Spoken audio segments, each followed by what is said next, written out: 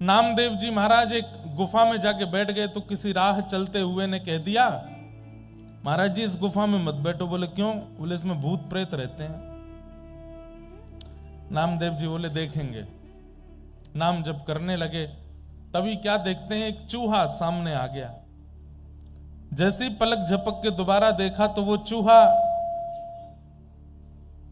बिल्ली बन गया। फिर पलक झपक के देखा तो वो कुत्ता बन गया। फिर पलक झपक के देखा तो हाथी बन गया। फिर पलक झपक के देखा सांप बन गया। फिर पलक झपक के देखा कुछ और बन गया।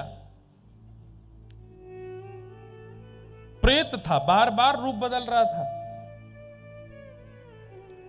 लेकिन श्री नामदेव जी महाराज ने तुरंत दंडवत प्रणाम करके साष्टांग करते हुए कहा, इतने रूप बदलने की सामर्थ्य प्रेत में नहीं है, ये तो मेरे पांडुरंग विठल भगवान में है।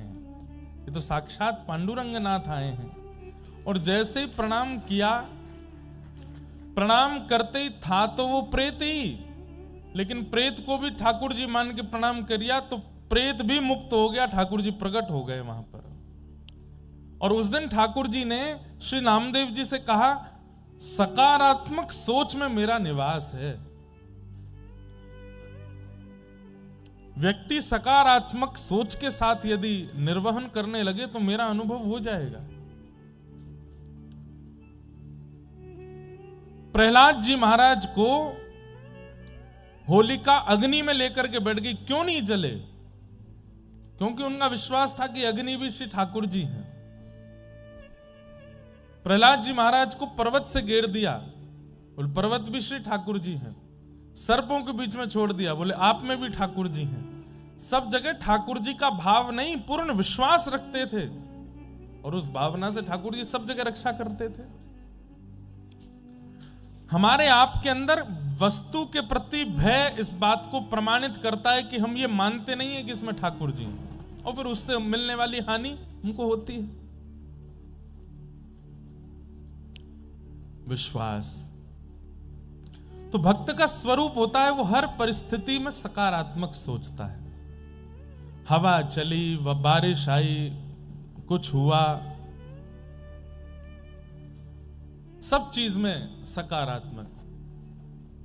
हमारे पूज्य पिताजी महाराज कथाओं में ये तो होता है, साल भर की 2-4 कथाओं में तो होता ही है, आंधी आएगा, तूफान आएगा, पंडाल।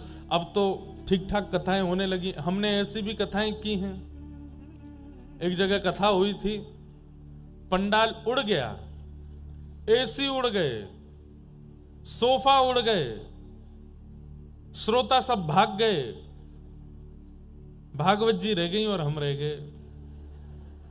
हमको फिर ले गए गाड़ी में बैठा के, व्यास मंच पे पूरे पर त्रिपाल बांध दिया। यजमान जी का फोन है, महाराज जी क्या करें? मैंने कि अब कथा तो होगी, शुरू हो गई है, अब विश्राम नहीं हो सकती। पंडाल वाले भैया से कहा, बोले अब मैं कैसे बनाऊं? बोले कैसे भी बनाओ। तो रात रात में उन्होंने एक बल्ली पर टंगने वाला पंडाल बना दिया। गांव के लोग फिर से, गांव में हुई थी कहीं कथा, बहुत पुरानी बात है, 2016 या 17 की बात होगी। दूसरे दिन कथा हुई। कथा, अच्छा कथा में नहीं आती थी आंधी, कथा विश्राम में होती थी आंधी। कथा विश्राम हुई तो पूरा पंडाल ऐसे गुब्बारे की तरह उड़ा आकाश में, और फिर एक झोंका आया, फिर उड़ गया। सब भाज गए, जो थोड़ा बहुत सामान वो भी उड़ गया, हम फिर से चले गए। दूसरे दिन फिर यजमान जी का फोन आया, महाराज जी क्या करें? मैंने कथा तो होगी। तीसरा पंडाल बनाया, तीसरे दिन की कथा हुई। तीसरे दिन फिर से आंधी तूफान आया, पंडाल फिर उड़ गया। फिर फोन आया यजमान जी का, क्या करें? मैंने कि एक काम करो, अब पंडाल मत बनवाओ। जहां हम कथा कर रहे थे वहीं सामने एक मंदिर था हनुमान जी का, वहां बाल हनुमान जी थे, छोटे हनुमान जी। मैंने कहा वहीं पर आप व्यासपीठ लगा दो, हनुमान जी के सामने बैठ जाएंगे, आप सामने बैठ जाना, हम अपने सब संगीतज्ञों को, ब्राह्मणों को वापस भेज देते हैं, वहीं कथा सुनाएंगे। कथा तो होगी, कथा नहीं रुकेगी। तो अब ये भिंड जिले की बात है, भिंड मध्य प्रदेश में। वहां पे ददरुआ सरकार एक डॉक्टर हनुमान जी भी हैं, वहां पे भी मैंने कथा की है। तो मैं जहां रुका था वहां से डॉक्टर हनुमान ज्यादा दूर नहीं थे। उस दिन महाराज जी का निमंत्रण था कि आप आइए प्रसाद पाने, तो मैं प्रसाद पाने गया। महाराज जी बोले सब ठीक। मैंने कि महाराज जी क्या ठीक, इतने परेशान हो गए, रोज आंधी आती है पंडाल उड़ जाता है, 3 दिन हो गए। तो महाराज जी बोले बाल हनुमान जी हैं वहां पे, खेल रहे हैं आपके साथ में। मैंने कहा तो अब क्या करें? बोले यहाँ बड़े हनुमान जी हैं, इनसे प्रार्थना करके जाओ। तो फिर हमने डॉक्टर हनुमान जी से प्रार्थना की कि देख लो हमको कथा नहीं करने दे रहे हैं, रोज पंडाल उड़ा देते हैं, आप आके कुछ करो। फिर बड़े हनुमान जी का सिंदूर और उनकी भभूति लेकर के हम गए वहां। छोटे हनुमान जी को जाकर के भभूति लगाई, सिंदूर लगाया, मतलब उनको शांत किया। शांत खेल रहे थे व्यास जी के साथ। और फिर चौथी बार पंडाल बना, फिर नहीं उड़ा। चौथी बार भी उड़ा। कब उड़ा? जब कथा विश्राम हो गई फिर उड़ गया। जब हम वृंदावन चले गए फिर उड़ गया। तो एक बार ऐसी भी कथा हुई। एक बार हमारे पूज्य पिताजी महाराज की कहीं कथा हुई, तो वहां इतनी जोर की वर्षा हुई कथा के बीच में, सब श्रोता उठे नहीं, नाचने लगे। और नीचे से बोले महाराज जी आप तो कथा, आप कीर्तन कराते रहो, बारिश हो रही है बढ़िया, हम आनंद ले रहे हैं। पिताजी बड़े प्रसन्न थे क्योंकि उन पे एक भी बूंद पानी नहीं आया था। पिताजी बोले तुम लोग कथा सुनो, कीर्तन में नृत्य करो, हम कथा सुना रहे हैं। थोड़ी देर बाद एक श्रोता ने इशारा किया। पिताजी बोले क्या? बोले ऊपर देखिए। ऊपर देखा तो इतनी बड़ी पॉलिथीन भर गई थी, वो भरते भरते भरते नीचे आ गई थी। पिताजी बोले अब भैया देखो कथा विश्राम, आरती हम सूक्ष्म रूप से कर देते हैं, अब हम चलते हैं। बस आरती करके जैसे ही उतरने लगे वो पॉलिथीन फटी, पूरा जल व्यास मंच पे। तो ये तो प्राकृतिक स्थिति है, होती रहती है। परंतु हमें सब स्थितियों में सकारात्मक ही सोचना है। हमारे अमित जी बड़े चिंता कर रहे थे। आज हमको ले गए पांडुपोल हनुमान जी, पांडुपोल हनुमान जी है ना, दर्शन करने के लिए गए। वहां हनुमान जी का दर्शन करके लौटे। मौसम तो हो रहा था, धीरे धीरे वर्षा होने लगी। हमसे बोले महाराज जी आप संभालो, कुछ करो। फिर आप बोले कि कल रात्रि में कुछ वैष्णव कह रहे थे, बालक कह रहे थे महाराज जी गिरधर लाल जी को लेकर के नहीं आए अलवर, इसलिए इंद्र वर्षा कर रहा है, क्योंकि गिरिराज उठाने वाले आए ही नहीं हैं, वो आएंगे तो ही वर्षा रुकेगी। मैंने कहा भैया लाल जी से अगर अब भी इंद्र नहीं मानेंगे तो लाल जी से यहीं से पर्ची डाल के पूछ लेंगे आना है कि नहीं। अगर लाल जी ने पर्ची में हाँ बोल दिया तो बुला लेंगे एक दिन के लिए। कौन सा दूर है वृंदावन यहां से, एक दिन के लिए लाल जी आ जाएंगे। लेकिन हमें सकारात्मक रहना है, प्रेम से रहिए, प्रसन्न रहिए, खूब आनंद से कथा श्रवण कीजिए।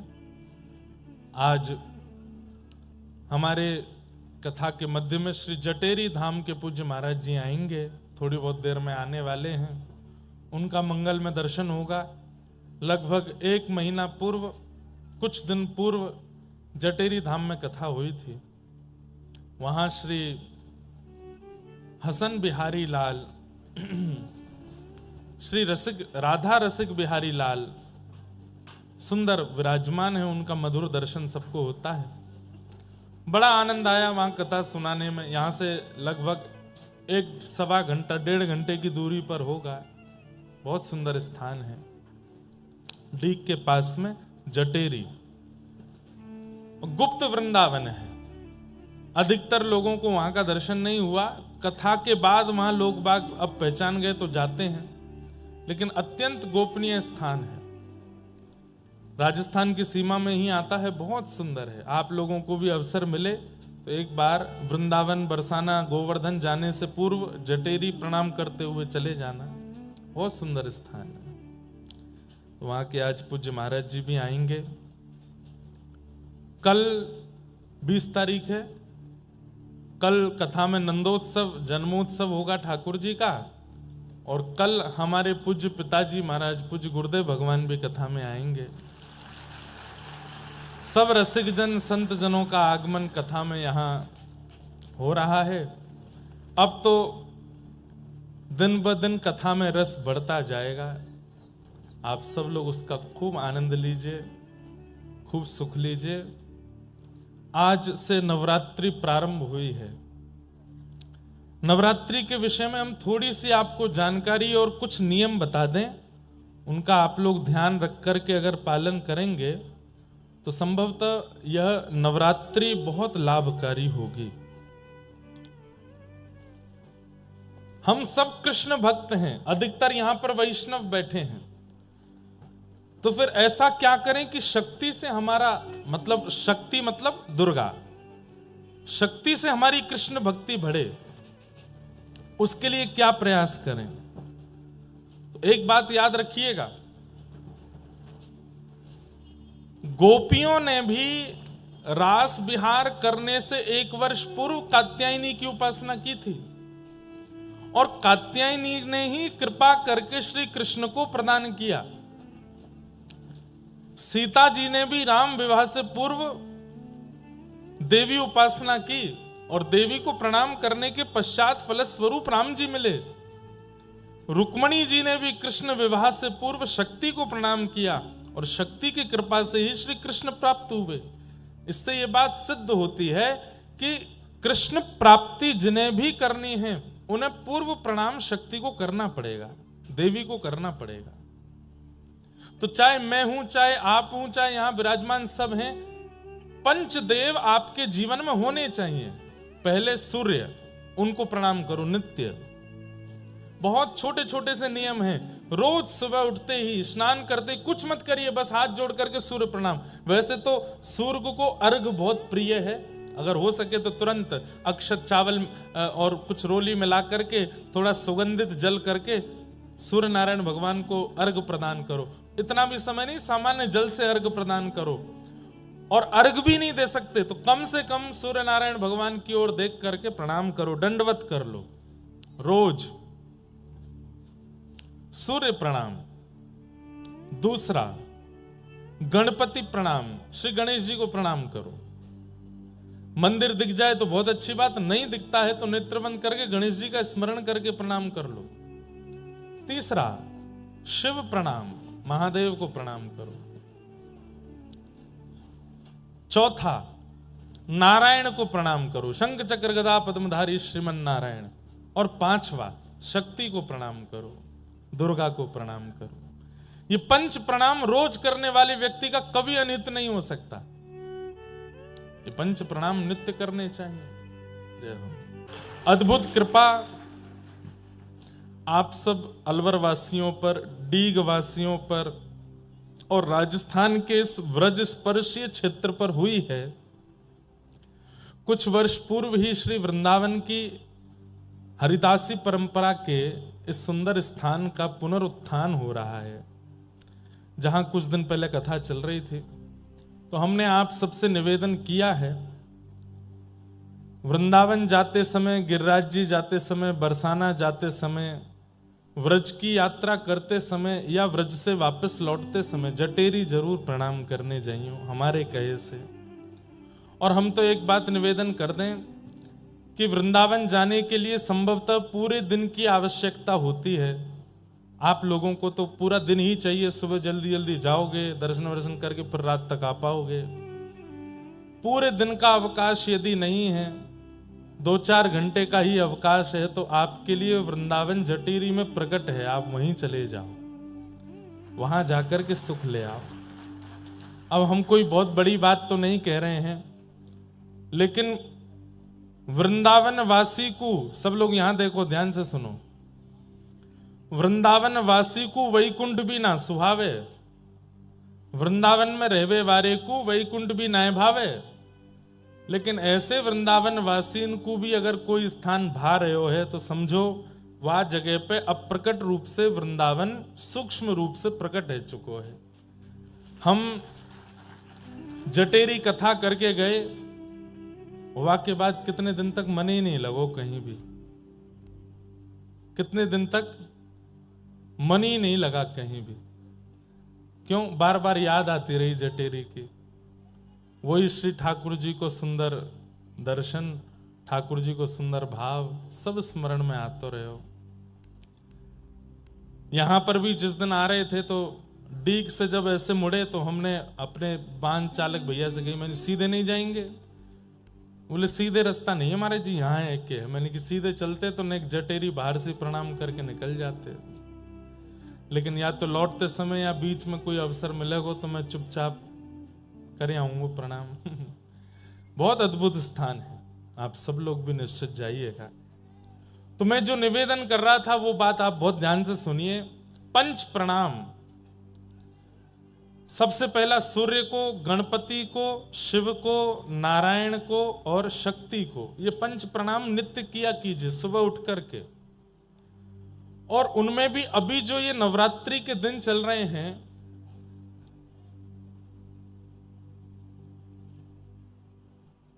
$365 दिन में भजन करके, भक्ति करके, साधन करके, नियम करके जिस भाव को आप प्राप्त नहीं कर पाते हैं वो इन विशेष रात्रियों में प्राप्त हो जाते हैं। आप अन्य दिनों में जो साधन करोगे, अन्य दिनों में जो भजन पूजन करोगे, उसका प्रभाव हो सकता है कहीं ना कहीं आपकी योग्यता देख करके प्राप्त होगा, लेकिन इन 9 दिनों में किया गया साधन आपको निश्चित प्राप्त हो जाएगा। और इन 9 दिनों में कोई बहुत बड़ा नियम नहीं बता रहे हैं हम आपको, बस एक नियम बता रहे हैं।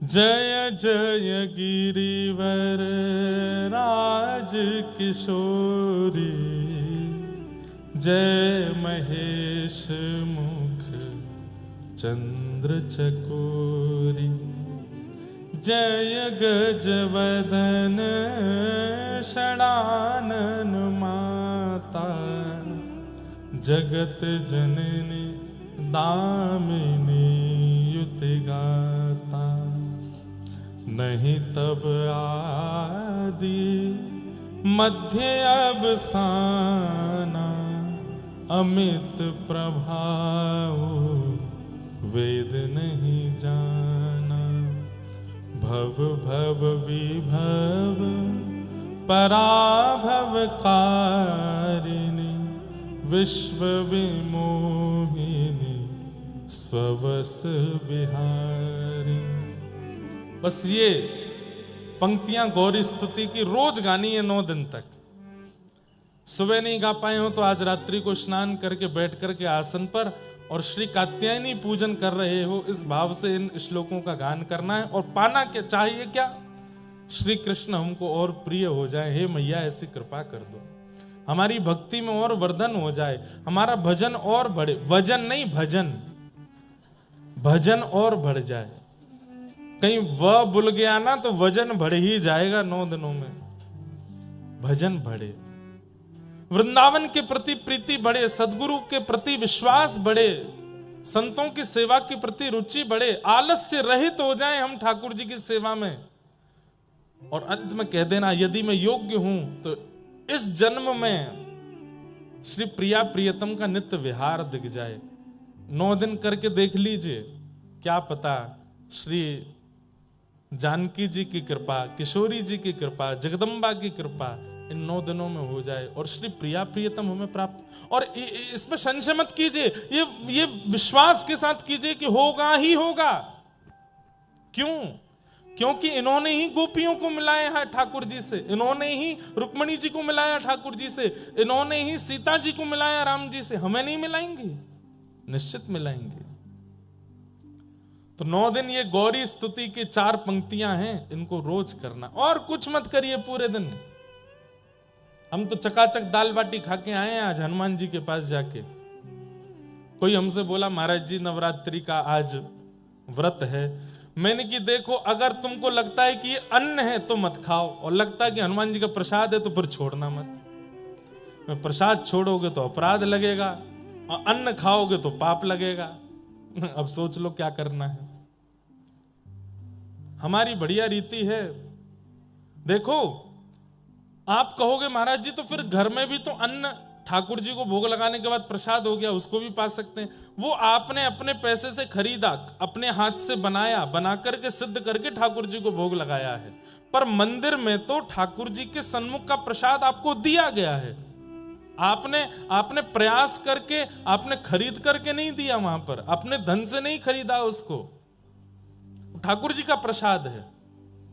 तो अन्न के प्रति, प्रसाद के प्रति अन्न बुद्धि यदि रखोगे तो वो दोषयुक्त होगा, लेकिन प्रसाद के प्रति प्रसाद बुद्धि।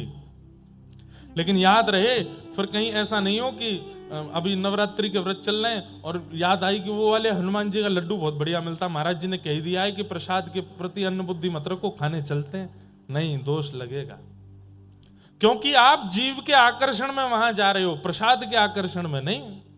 प्रसाद के आकर्षण में जीव का स्वाद नहीं होता, प्रसाद के आकर्षण में तो प्रसाद का स्वाद होता है।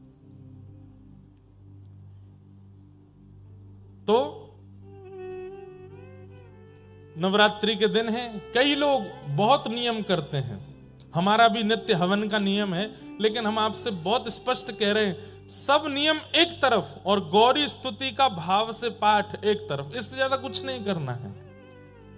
केवल गौरी को सुंदर सुंदर रागों में, अगर राग आते हो तो रागों में, राग नहीं आता हो तो केवल भाव से ही ये गौरी स्तुति सुना दीजिए और बस मांग लीजिए कि हमें श्री कृष्ण चाहिए। इन 9 दिनों में आपकी की गई समस्त भावना पूरी होगी होगी होगी, निश्चित होगी। आज प्रथम दिन है, आज श्री शैलपुत्री मैया का पूजन होता है। शैलपुत्री मैया, अब देखो हम 9 देवियों के हर दिन, आज एक ही बताएंगे, कल 2 देवियों के बता देंगे, परसों 3, ताकि 7 दिन में पूरे हो जाए 9 दिन। शैलपुत्री मैया जो है ये धैर्य का प्रतीक है। धैर्य किसको कहते हैं? पेशेंस, सहनशीलता, जो हम लोगों में बिल्कुल भी नहीं है। आज के दिन शैलपुत्री मैया का पूजन करने से धैर्य का वर्धन होता है, और धैर्य की कामना से ही आज का पूजन करना चाहिए कि हमारे अंदर धैर्य आवे। बहुत विचलित रहते हैं हम, आंख बंद करते इधर उधर भागता है हमारा मन।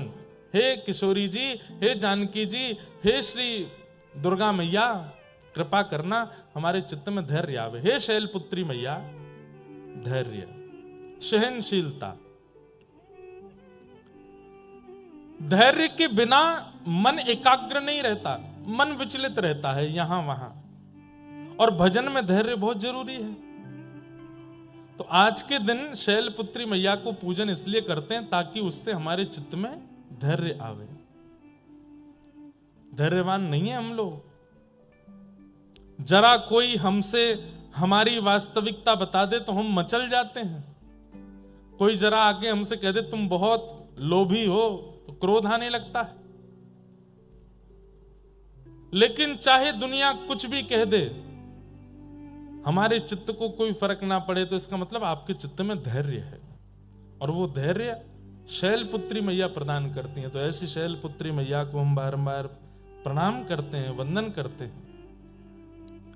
आज प्रथम देवी, अब बाकी की देवियों के रोज हम एक एक देवी का स्पर्श करते हुए चलेंगे ताकि उनसे वह भाव हमें प्राप्त हो सके। हर वस्तु का प्रारंभ, चाहे वो विवाह का प्रारंभ हो, चाहे वो आपके नवजीवन का प्रारंभ हो, चाहे वो आपके नव कार्य का प्रारंभ हो, चाहे वो आपके नए व्यापार का प्रारंभ हो, नए संबंध का प्रारंभ हो, यदि उसमें धैर्य की नींव नहीं है वो टिक नहीं पाएगा। धैर्य यदि नहीं है तो वो धराशायी हो जाएगा। इसलिए नवरात्रि में पहले दिन शैलपुत्री मैया का पूजन किया जाता है, क्योंकि वो धैर्य की देवी है, धैर्य प्रदान करते हैं। तो आज की मैया से हम प्रार्थना करें कि आप हमें धैर्य प्रदान करो, हमारे चित्त में स्थिरता आवे, धैर्य आवे, पेशेंस आवे। ऐसी मैया को हम प्रणाम करते हैं।